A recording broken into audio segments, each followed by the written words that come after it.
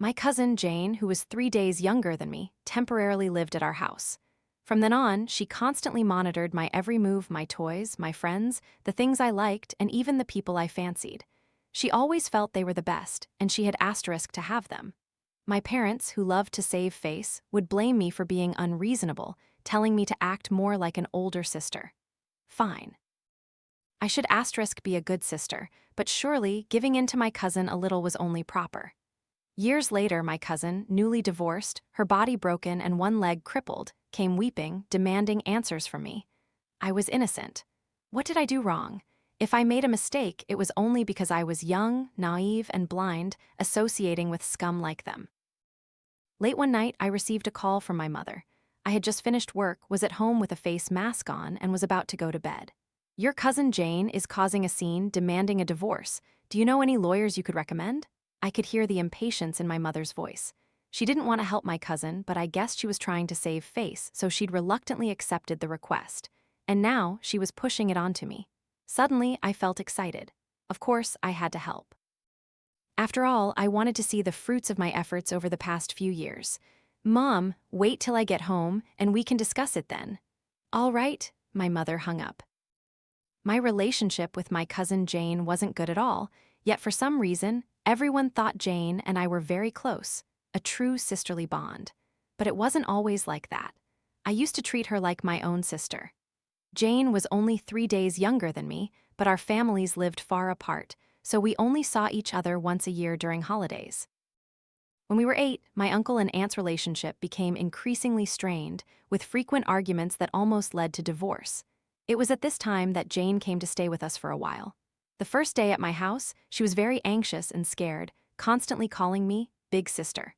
As an only child, Jane was the first person to ever call me that. I started to develop a fondness for this cousin. During that period, my parents also paid a lot of attention to her. I took her to my room and asked if she wanted anything to eat, so I could ask the housekeeper to make it. She asked for mango cake, and as a result, on her first night at our house, she had an allergic reaction. In the middle of the night, my dad rushed her to the hospital. My mom scolded me fiercely for only causing trouble, but actually, Jane herself had wanted the mango cake. After the incident, Jane clasped my hand tightly, profusely apologizing, and then brought up her tragic past. She truly was pathetic. She'd never had cake before and could only watch other children eat it delightedly. Once, she plucked up the courage to ask my aunt for some, only to be scolded. So, she genuinely didn't know she was allergic to mango. On Jane's 7th day at our house, my favorite doll was thrown into the washing machine by her. When I took it out, the doll was completely deformed. She apologized again, explaining that the doll was a bit dirty, so she wanted to wash it for me. Before I could say anything, my mother, annoyed, scolded me. "Why did you let your cousin do this? You're not acting like a proper older sister." At dinner that evening, Jane clearly explained the situation, detailing the reason and apologizing in front of my parents. I felt incredibly upset and profoundly wronged, because that doll was a graduation gift from my favorite kindergarten teacher. For an 8-year-old like me, that gift was not just meaningful, but also very important. Suddenly, I didn't like Jane anymore. After she came to my house, for the first time, I didn't submit my homework on time. When the class monitor came to collect homework in the morning, I rummaged through my school bag but couldn't find the work I had done. But I was sure I had finished it and even checked it carefully before putting it in my bag.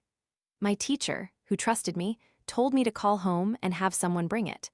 But the housekeeper searched the house multiple times and couldn't find my homework either.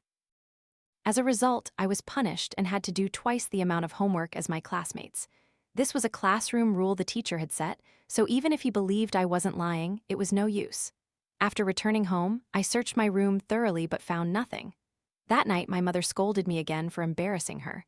I saw Jane holding a bowl of rice, gloating over my pain. "Auntie, so my cousin is that careless? I'm not like that. I've never carelessly lost things."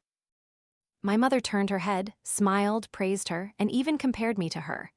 My mother's expression at that moment looked so different from the one who had just lectured me. I stood there, my stomach rumbling, shivering from the cold. I started to hate Jane, though the feeling wasn't very strong yet. Jane only stayed at our house for half a month. After that, my uncle and aunt reconciled. They decided not to divorce and came to pick Jane up. Thinking of my cousin leaving, I suddenly felt happy. But this joy didn't last long, until I opened the door to my room and saw Jane holding scissors, cutting my doll into hundreds of tiny pieces. The little girl saw me. She raised her hand, cotton falling scattered on the floor. Everyone says you're very smart, but I didn't realize you were so foolish. Don't bother looking for that homework notebook. I threw it away. You're so easily fooled. She smiled, not even bothering to hide the satisfaction in her eyes. A child like me didn't know what composure was. We started to argue. My suppressed frustrations of the past few days finally erupted in front of my uncle and aunt. My mother swung her hand and slapped me. Can't you be a little more sensible? How can an older sister bully her younger cousin? Aren't you ashamed? My face burned. I cried, turned, and ran straight back to my room. After Jane left, I discovered that the items in my room were either broken or missing. I told my mother, but she thought I was making things up. After I cried and explained everything, she began to lose patience. Why don't you reflect on yourself? How could someone damage your things so easily? What good is it to tell me now? Do you expect me to go to them just to argue right and wrong? And you, don't you know what it means to lose face? My mother's words were like an invisible slap. This time, my face didn't hurt, but my heart ached profoundly. Now, I no longer disliked Jane, I detested her. In third grade, after repeated pleas and assurances, my mother finally allowed me to have a cat. I spent all my savings buying a small, pretty yellow cat. That cat was very well behaved and obedient, neither noisy nor chaotic, and even a bit clingy. It often sat by the door, waiting for me to come home from school, sitting quietly beside me as I did my homework. After I finished everything, it would run over and snuggle into me. It loved steamed buns, so I called it Little Bun. Initially, I bought it simply because I liked cats, but later it became my closest friend, fulfilling all my desires and filling my lonely heart. But all that joy ended during the Lunar New Year when I was in 5th grade. I went out with my mother to visit relatives and returned a day later.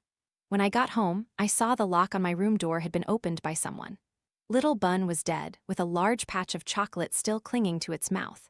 There were only 2 keys to my room, one I used and one I hid in a flower pot. Now, I couldn't find the key in the flower pot. It had to be Jane who went into the room. Only she would dare. Cats cannot eat chocolate. Little Bun had always only eaten food given by me. My mother was very annoyed whenever she saw me cry. Isn't it just a cat? It's fine if it's dead. I found it very annoying. My mother had never liked Little Bun, so at this moment, she even thought its death was a small convenience for her. I considered a few possibilities, then walked into the guest bedroom where Jane had stayed. In her computer's search history, I found 2 recent searches: how to kill a cat, and if I force a cat, will it bite me? In that instant, for the first time in my life, I knew what it felt like to hate someone to the core. I buried Little Bun with my own hands, carving the burning hatred deeply into my bones. In 6th grade, Jane transferred to my school and my class. I knew my opportunity had arrived. I didn't immediately set out for revenge, but spent 2 weeks silently observing. I saw that Jane was a very contradictory person. She was arrogant, but also a bit insecure. She loved to show off and gloat over others' pain. She even boasted about how much pleasure she felt seeing others suffer. Her insecurity manifested in her always criticizing people behind their backs to cover up her own deficiencies or shortcomings. She loved to compare herself to others, especially fixating on what others had and what she didn't.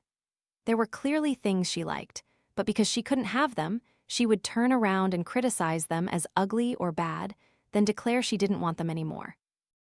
I once asked her why she transferred to my school in 6th grade. She stammered, unable to answer, and avoided my question. Later, by chance, I learned the reason. It turned out that she had a habit of pretending to be friendly to people's faces, but secretly despising them and plotting against them behind their backs. Unfortunately, she was exposed. Everyone stopped being friends with her at her old school. Unable to endure the isolation, she asked to transfer. Jane hated many people. If I had to make a list, I would definitely be at the top. It wasn't because I did anything to her, but simply because my academic performance was too outstanding. From a young age, I was always in the top 3 of my class.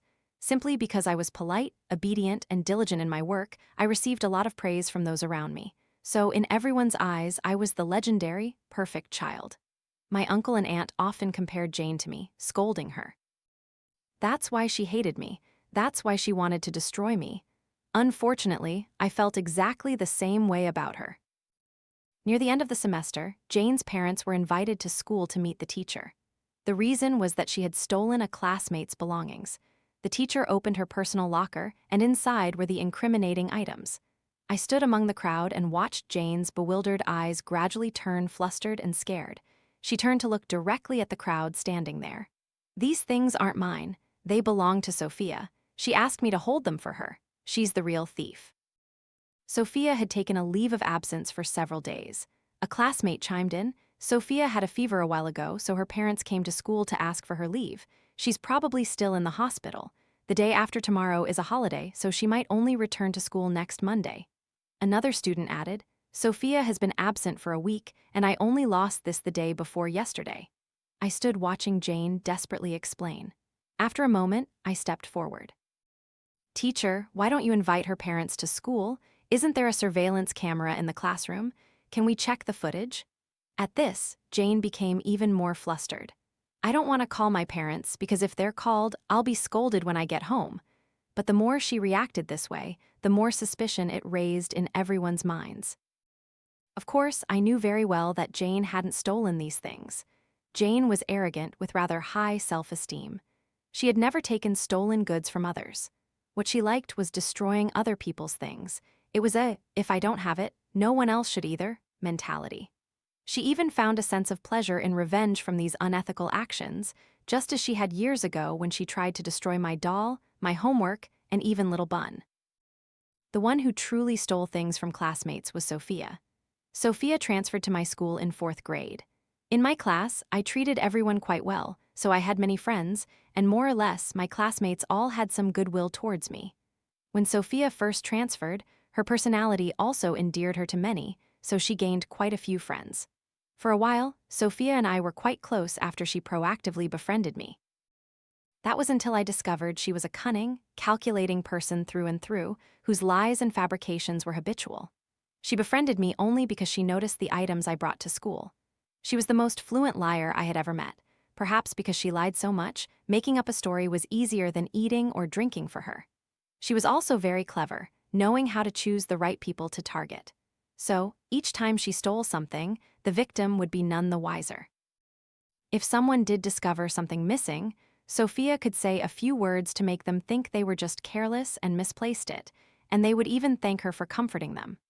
Sophia hung out with me for a while, but perhaps she later felt that I wasn't easily fooled, so our relationship gradually faded. Jane and Sophia had only known each other for a short time but had become close friends, partly because Jane only transferred in the middle of the first semester of 6th grade, so she didn't know anyone else in class. I often mentioned Sophia in front of Jane, praising her good character and academic ability, saying she was worthy of friendship. When the teacher arranged seating, I told her that the two of them were very close and could help each other in their studies, so the teacher seated them together. In truth, their relationship was also the result of Sophia's efforts. She discovered that Jane was easily deceived. All she had to do was relentlessly praise her until my foolish cousin was beaming, and Sophia would gain some small benefit. Based on what was happening now, it could be inferred that Sophia could no longer tolerate Jane. Furthermore, she realized her own behavior was starting to draw suspicion, so she planned to pin all the blame on Jane. In a flash, Jane's parents arrived at school. I stood before them, turned, and said a few words to Jane, my tone sounding like an older sister lecturing her younger sibling. "Jane, the teacher said only naughty students would steal and make up stories, but if you realize your mistake, you can still change. You've always been a good student." I knew Jane couldn't bear being misunderstood by others. "I told you those things weren't taken by me." I feigned innocence, asking, "If it wasn't you, then who else could it be?" At that moment, my class teacher retrieved the surveillance camera footage. What appeared in the video was an image of the sparsely populated classroom.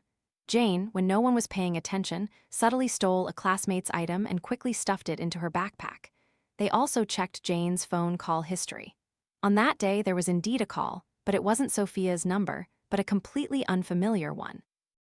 After the teacher called that number, everyone learned it was a prepaid number rented for 1 coin per minute at a supermarket. Jane had no evidence to prove her innocence. A moment later, Sophia rushed to school. After hearing the full story, she immediately denied Jane's statement. Sophia's lies were habitual, so no one could find any flaws in her words. Thus, Jane had to take the blame. I quietly thought if Jane hadn't messed with my things before, perhaps I would have stood up to clear her name now. But in this world, there are no ifs. After this incident, the friendship between Jane and Sophia fractured. Sophia began to badmouth Jane to their classmates, talking about how Jane treated her like a servant and how she slandered people behind their backs. As a result, no one in class wanted to be close to Jane anymore. I became the only one in class who still talked to Jane. A friend advised me to stay away from Jane, saying she had a habit of petty theft and often lied and fabricated stories. Such a person was disgusting. I smiled and replied that I found her pitiable. Jane's thoughts were very negative. Every day she complained about one thing or another. Her ability to control her emotions was very poor. Normally, all her joys and sorrows were clearly visible on her face, especially towards people she disliked. This only made her classmates avoid her even more. That vicious cycle repeated until we graduated from 6th grade. No one dared to play with Jane except me. From elementary to middle school, Jane and I still attended the same school. In middle school, we had to stay in the dormitory, and we were assigned to the same room. Perhaps Jane felt she had endured enough isolation in elementary school. Besides, she also realized that I was the best person she could talk to, and I was willing to play with her. So, Jane became very attentive towards me. She even claimed the spot next to me, calling herself my best friend. When I approached another classmate, she would immediately become unhappy, uttering strange words and making noisy sounds. I pretended not to notice. It seemed Jane genuinely considered me her best friend. Is that really true, though? You shouldn't be too nice to Jane. You don't know what she says behind your back. A classmate, unable to bear it, quietly warned me. I knew that every time I wasn't around, Jane would immediately ridicule me. To do this, she used every bit of vocabulary she had, from my clothes, appearance, personality, to my academic achievements. Anything she could mock, she wouldn't miss. It was as if doing so could prove she was superior to me, more outstanding than me. She hadn't changed. She still hated me, still wanted to destroy me. The only difference was that she no longer acted openly but had learned to disguise herself better. Because Jane realized I was the only one willing to play with her, the only one willing to humor her because she still needed me. Of course, I would indulge her. Have you ever heard of playing the long game? I wanted to lift her high, then drop her into the abyss. Jane, you have many friends at school. Have you ever heard anyone mention Alex, the class president from the neighboring class? I suddenly brought this up when we were doing homework together. Why are you mentioning him? Jane's eyes looked at me with suspicion. Today, in the office, I heard the teachers praising him for being very kind and good at communication. So, I want to get to know him. I heard you and Alex are close friends. Can you help me? Nothing I just said was true, not even the last sentence. I saw Jane hesitate slightly. Finally, she rolled her eyes at me with disdain. Aren't you so smart? Why don't you go get to know him yourself? Even though Alex and I are close, he's not the kind of person anyone can just get to know. Give up on that idea. I immediately fell silent, feigning extreme disappointment. The next day, I saw Jane carrying her breakfast, looking for Alex. It seemed they were chatting happily. In less than a day, they were already walking together. Jane even told Alex to wait for her outside the classroom. Cousin, Alex doesn't like you. I have to take him home now, so I won't be going with you. Jane walked past me arrogantly, as if she had finally won against me. Look at him, Jane, he's so annoying.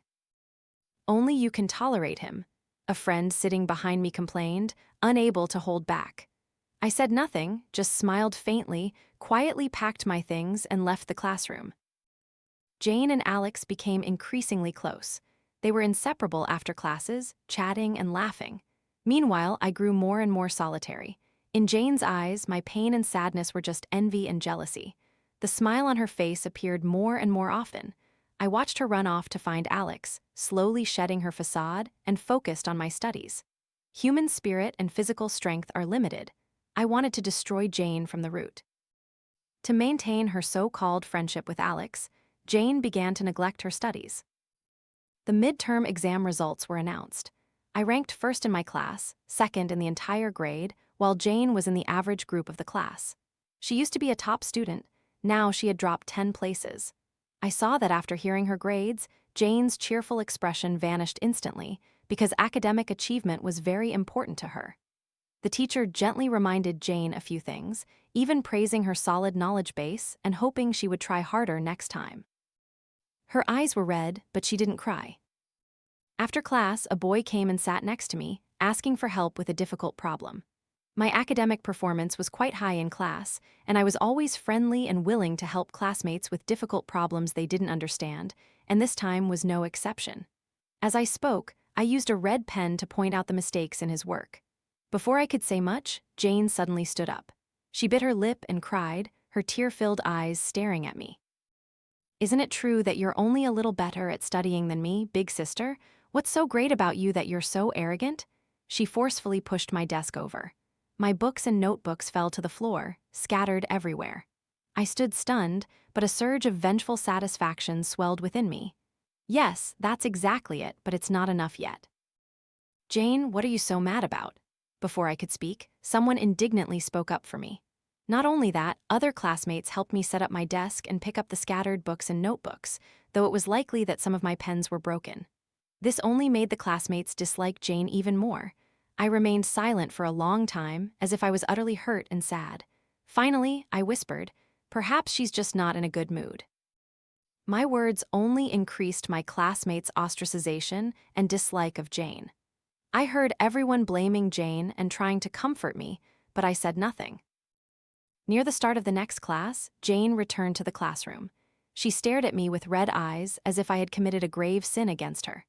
The next class was with our homeroom teacher. I didn't intend to mention what happened earlier to her, but a classmate, unable to bear it, spoke up for me. What the homeroom teacher hated most was students having intense conflicts that led to fights. Right then, it was homeroom period.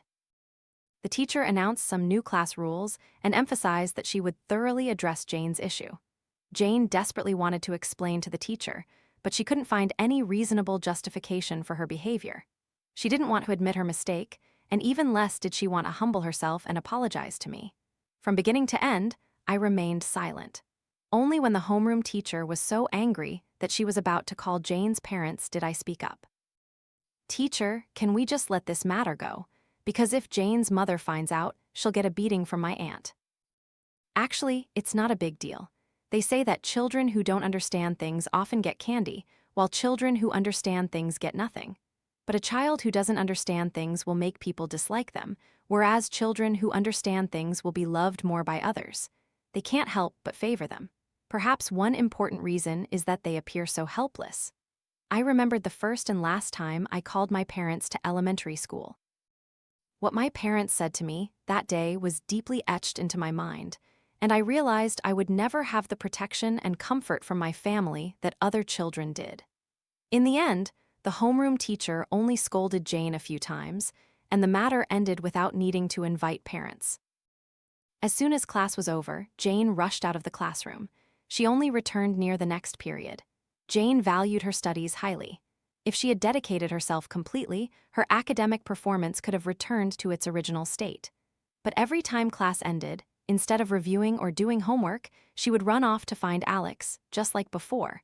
I knew it would probably be very difficult for her to regain her enthusiasm for studying. Was Alex really that good? How could it be? Remember, Alex was the person I meticulously sought out after Sophia exited the scene. It had only been a few months, and their friendship was already starting to fray. Alex, the class president of the neighboring class, was also very manipulative.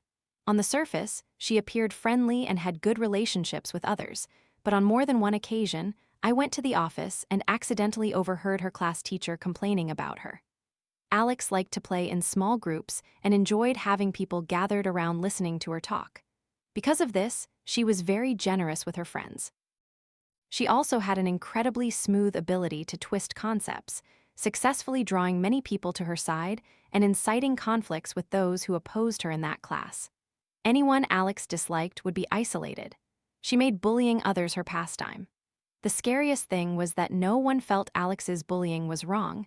They even believed that those she oppressed deserved their punishment. Not only that, she also formed factions to oppose teachers she disliked, especially the English teacher in 7th grade, whom she had provoked to tears countless times, to the point where the teacher almost wanted to quit. The homeroom teacher of that class must have been incredibly frustrated with such incidents. But Alex always brought many friends along whenever she plotted something, because she was best at shifting blame onto others. Because of this, even if things were exposed, she could instantly turn black into white.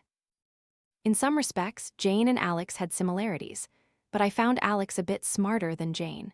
Perhaps, at first, both of them hid their true selves, only showing their best sides. Thus, conflicts gradually arose between them. The biggest problem was that neither of them wanted to follow the other's words. Each only wanted the other to listen to their own opinions, until I saw the number of times Jane ran to find Alex decrease. Instead, she started badmouthing Alex behind her back. I knew the day I had been waiting for had finally arrived. Not only that, when Alex and her group of friends accidentally encountered Jane, they would push her hard, then smile and walk away as if nothing had happened, sometimes even uttering extremely harsh words. Of course, Jane wouldn't let people bully her forever, but her resistance was too weak. She complained to the teacher, but the teacher could do nothing but scold Alex a few times and call her parents. When Sophia transferred to the neighboring class and quickly became friends with Alex, the situation escalated to a new level. I turned a blind eye to Jane's pleading gaze for help. It was only when the homeroom teacher found a way to deal with them that Jane felt a little relieved, but only for a short time. By the beginning of the second semester, Alex and Sophia were both 14 years old. After being reported by the parents of those they had bullied, both of them had to go to a juvenile detention center. When they were released, they transferred to different schools. All the students they had bullied no longer wanted to stay at that school, so they all transferred away. Only Jane remained. Without Alex and Sophia, the students who had previously bullied others were scared by the phrase, juvenile detention center. So no one dared to treat Jane as they had before, but they still hated her deeply. During that time, Jane seemed to give up on herself, hating everyone around her, but she returned to me. However, her mind was no longer focused on studying. Perhaps she knew herself that she had no hope left. So she began to use countless tricks to disrupt my studies, but her methods were so naive and ridiculous. Those trivial matters didn't affect me. My academic results always remained at the top of the class because I always had a clear goal to achieve, which was my motivation to strive relentlessly. I wanted to go somewhere far away, away from my parents, to live a truly free life. In high school, I entered the top-tier school's honors class with the second highest score in the entire grade. Jane's academic performance was no longer as good as before, so her scores were just enough to get into my top-tier school. In reality, she had many other choices, such as high school number 2, high school number 3, high school number 4, but Jane insisted on attending the same school as me. My uncle and aunt came to my mother, tears streaming down their faces, begging her to use her connections to help Jane get into the same honors class as me. My parents seemed reluctant, but eventually agreed. They also told my uncle and aunt that they would only help Jane this once. After every lesson, my uncle and aunt also wanted me to tutor Jane. My mother felt it didn't concern her and was about to agree, but I stopped her. "Auntie, my mom has enrolled me in several extra classes. Why don't you enroll Jane too? That way, we can study together." Enrolling in those extra classes required a significant amount of money, so my aunt hesitated, and the matter was dropped there. When the new school year began, Jane and I were in the same class again.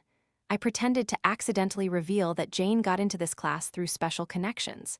Everyone else had sweated and toiled, overcoming countless competitors to get into the honors class. How could they be calm about Jane getting in through connections? Jane's personality was still the same. Not only did it not improve, but it became even more disagreeable. She put on airs, looking down on her classmates. She couldn't stand any negative comments about herself, yet she would nitpick and criticize others behind their backs. All of this led to her isolation, just like in middle school. However, because this was an honors class, students were highly focused on their studies. If they didn't like someone, they merely kept their distance and didn't talk to them. One day, I discovered that Jane was in an early relationship. Her boyfriend was the student council president, Daniel. On the surface, Daniel seemed kind, good-natured, cheerful, and enthusiastic, but in reality, he was an incredibly skilled womanizer and would casually get into fights with others. Not only that, he had 3 loyal henchmen. In high school, I held a position on the class council, so I had to meet with the student council several times. Therefore, my acquaintance with Daniel was natural. As the number of school activities increased, so did the frequency of our encounters. I didn't know what his motives were, but I felt he had feelings for me. But very quickly, I discovered that this affection wasn't reserved for me alone. As long as someone had interacted with him for a while, and if they were even slightly attractive or outstanding, he would show such interest. He liked to act like a warm-hearted boy expressing his feelings, but sometimes he was quite ambiguous. "Cousin, I don't know how to do this problem. Can you show me?" As I was memorizing my lessons, Jane threw her homework notebook onto my hand. My train of thought was interrupted. I immediately came up with a new plan. "Jane, do you know our school's student council president, the one named Daniel?" Just as I had helped Jane get to know Alex, I now began to praise Daniel, extolling his virtues in front of Jane. It wasn't hard at all because he had so many things to commend and his public reputation was good. After mentioning Daniel a few times, I knew Jane was starting to get interested in him. "You won't like him, will you, big sister?" she asked me back. I shook my head vigorously, feigning panic. "Jane, what are you talking about? I'm only in high school. How can I be in an early relationship?" These words, reaching Jane's ears, meant that I didn't deny her suspicion, but I also didn't have the courage to date early. Jane wavered. With my help, she successfully joined the student council. Student council work wasn't extensive, but whenever she had free time, Jane would run over there. Her mind had completely flown out of the classroom.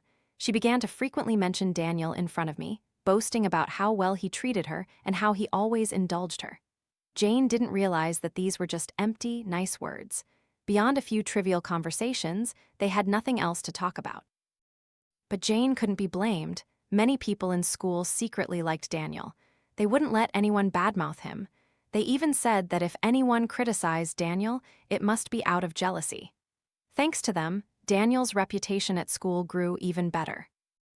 I learned that Jane and Daniel had become a couple from Jane's undisguised look of happiness.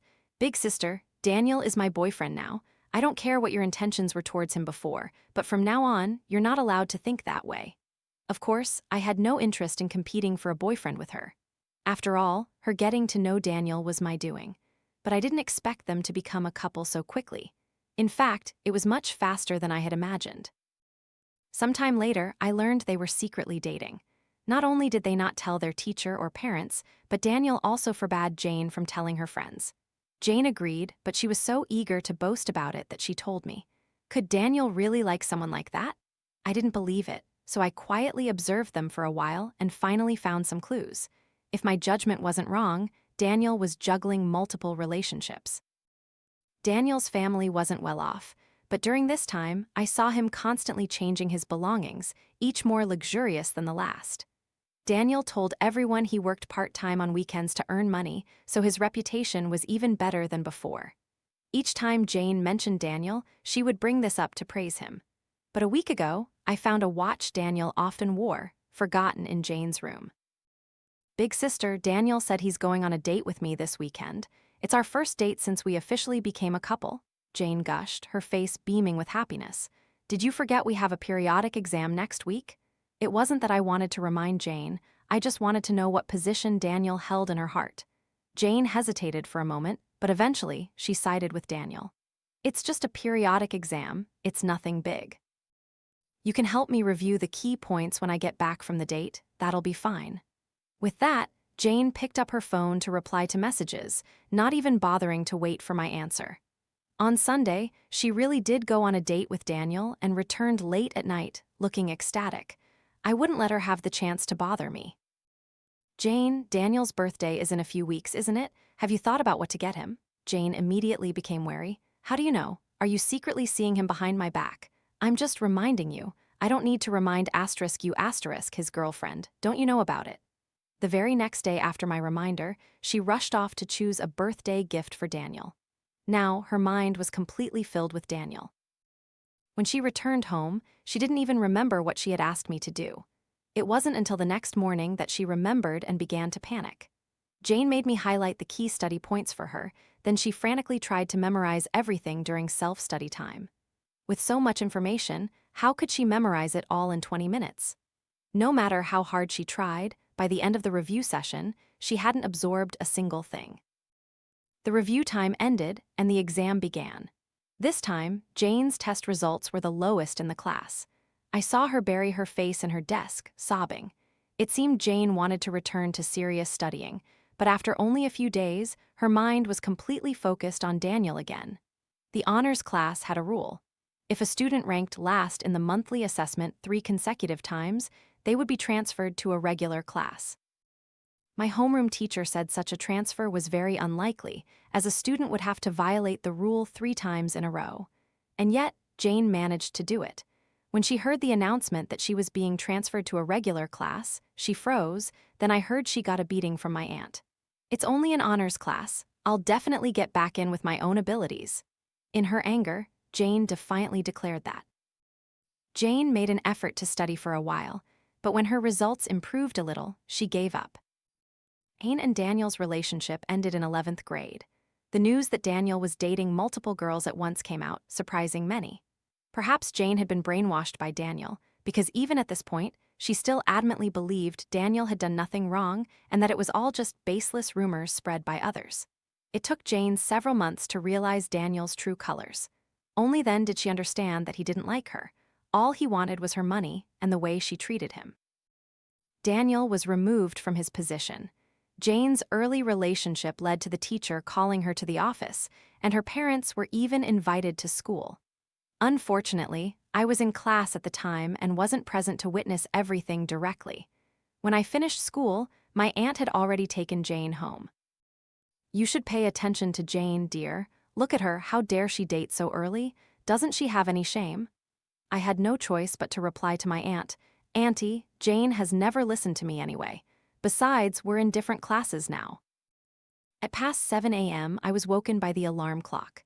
I opened my eyes, reached out to turn off the alarm, and sat on the bed for a while to fully wake up.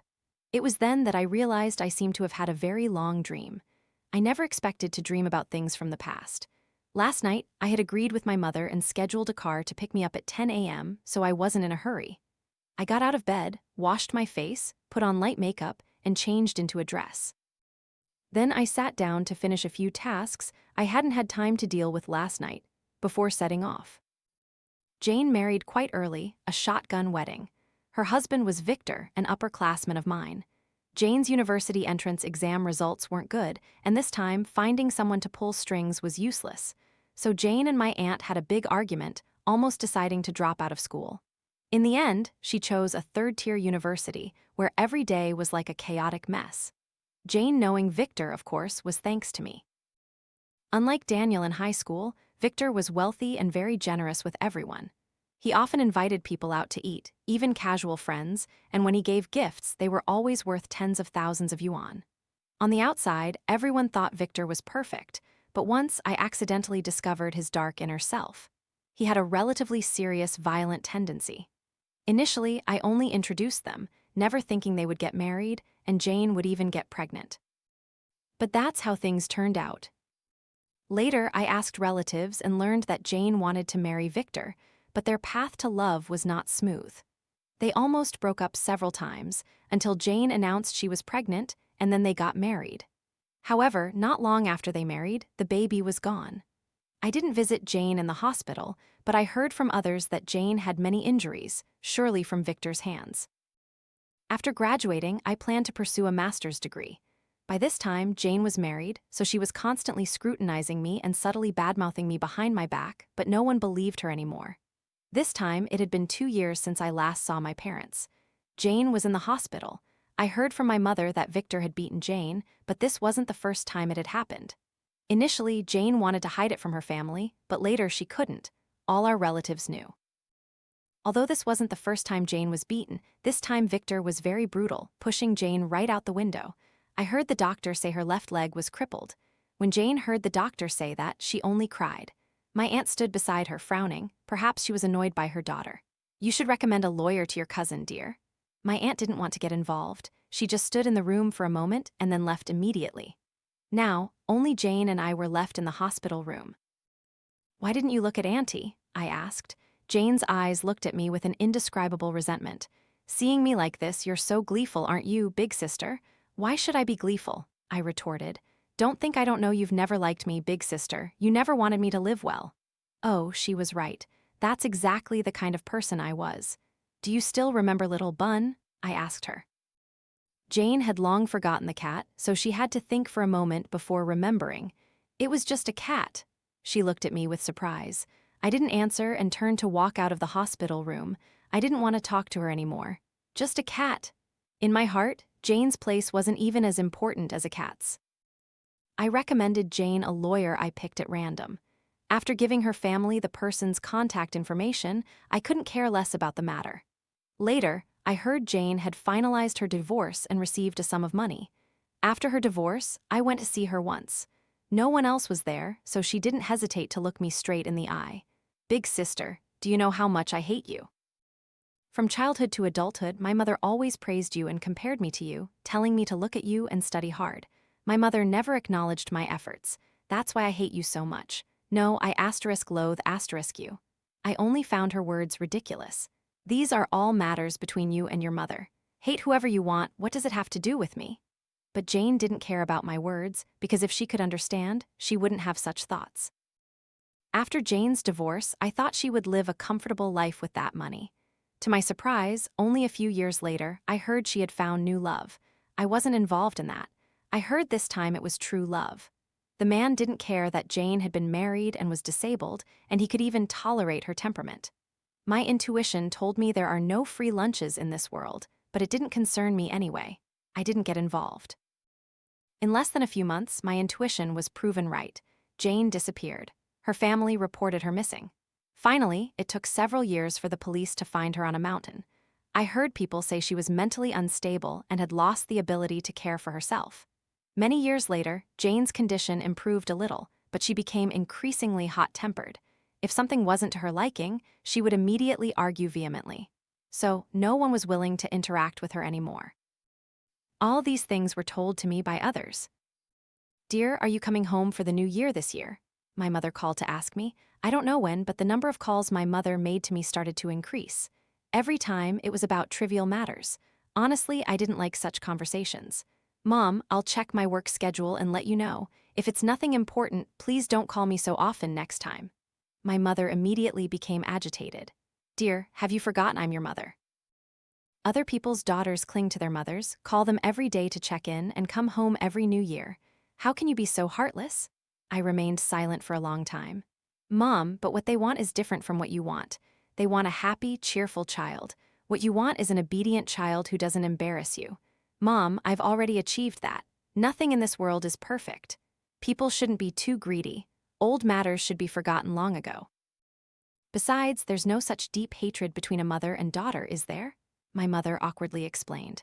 "Mom, I remember everything you said. It seems you never taught me what a normal mother-daughter relationship is like, so I don't know where to begin." This time, it was my mother who fell silent. Later, I finally received an apology from her. My mother apologized to me while drunk, but I suddenly realized that apology no longer mattered to me. When one needs something most, it doesn't appear. By the time one no longer needs it, everything is just superfluous. It seemed everything was returning to how it was in my childhood. The only difference was that the positions between my parents and me had been reversed. They were the ones longing for me to return, and I was just a child who couldn't fulfill any of their wishes, except for the monthly living expenses that were still sent regularly.